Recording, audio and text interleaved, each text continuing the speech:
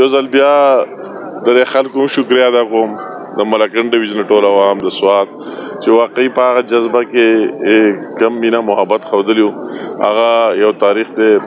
هسټري ده او اوس به بیا هم د عوامو نه دا توقع ده چې انشاءالله تعالی په هغې کې به څه کمي نه راځي هغه زموږ د یو پارټۍ جلسه وه او دا ماشاءالله زموږ سره نور ډېر ملګري او مرستې والا دي او د خلکو یو جذبه ده چې ورځ تېرېږي د حکومت نالایقیانې زیاتېږي د عوام غصه سیوا کېږي ورځ په ورځه نو انشاءالله ما چې څنګه دا ګراونډ ولیده مخکې هم څو ځله دا موږ کتلی نو زه دا ګورم چې موږ کوم کارنرز میټینګ کړي د دې جلسې دپاره موږ د څو ورځو نه لګیا یو نو زه یم چې هغه خلک به راځي چېرته زه دا ویلی شم چې د دې ګراونډ بهر به نور هم د څو دومره خلک انشاءالله تعالی بهر ولاړي جلسه به صرف غټه جلسه نه بلکې ژوندی جلسه وي او یو جذبې والا جلسه به چې کوم مظالم په دې قوم کېږي هغو به د هغې اظهار کوي په دې جلسه کې او خپل هغه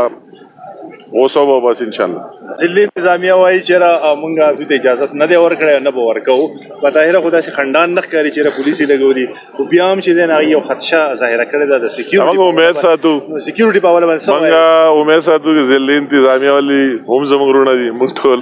یو خلک یو یو سوچ فکر والا او امید ساتو چې موږ سره تعاون کوي مرسته به کوي او موږ دا وایو چې دا ګراونډ هم د عوامو جلسه هم د عوامو مطالبات هم د عوامو نو څوک به داسې کوشش نه کوي چې د عوامو مخې ته راشي انشاءالله جلسه به کېږي په خیر خیریت او زموږ امید هم دی چې هغه به د سکیورټي تعاون هم کوي او موږ به خپل هم بھرپور کوشش کوو چې الله تعالی خیر سبانې باره کې خو موږ دا وایو چې کم چې څومره زموږ انتظامات دي د جلسې په حواله باندې د پی ډي ایم چې کومه جلسه ده او د جمعیت علما اسلام زیر صدارت ده انشاءالله تعالی چې نن تقریبا انتظامات تقریبا 80% مکمل شوي دي او دا 20% کار روان دی ماښام ته به تیار شي په دغه حواله که تاسو وګورئ نو مختلفو کمپنیانې لګیا دي کار کوي د لایټینګ پروګرام روان دی سکرینونه لګي چونکې د ګراسي ګرونو د تعداد په لحاظ سره ډېر زیات کم دی په لکاو خلک په شرکت کوي د مکان باغ مین روډ چې کم تاسو یې نه په دې باندې موږ سکرینونو تنظیم کړی دی او لایټینګ پې شوی دی هغې نشاط چوکه پورې به انشاءالله په دې پینډال کې او په دې کې په لکونو خلک شرکت کوي په دغه حواله باندې به انشاءالله موږ ډېر زیات پر امید یو او موږ د الله نه دا امید لرو چې زموږ چې کوم د پی ډي ایم او د جمعیت علما اسلام زموږ قایدین نازي زموږ مشران نازي نو موږ د هغو د عزت دپاره انشاءالله د هغو شمله به موږ چوته او دا موږ دعوه کوو چې د پی ډي ایم چې په پاکستان کې څومره هم جلسې شوي دي په غټو غټو ښارونو کې کراچۍ کې لاهور کې فیصل آباد کې پېښور کې دا به د هغو ټولو نه زیاتې یو تاریخي جلسې او دا به د هغو ټولو ریکارډ ماته او د ګراسي ګرونډ په حواله او د سوات په حواله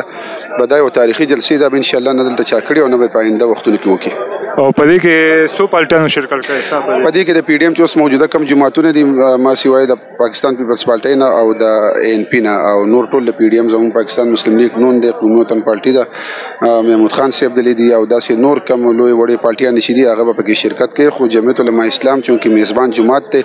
او زیر صدارت د جمعیت علما اسلام ده